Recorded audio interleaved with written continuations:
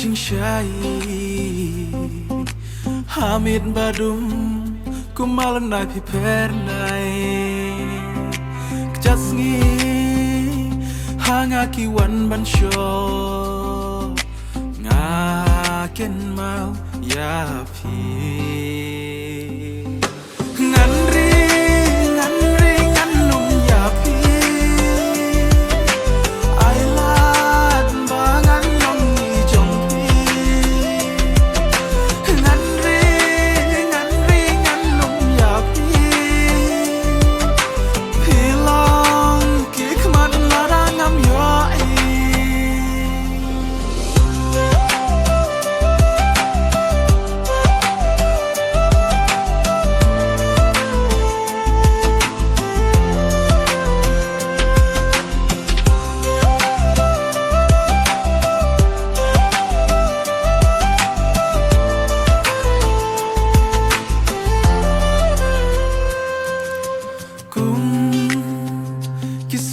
sahid neng laki thap nyang ki her keleng erbatemon ki wan behanga ngayos ngau kasur jong pi ngan ri ngan lum ya pi ai lan ba ngan long ni jong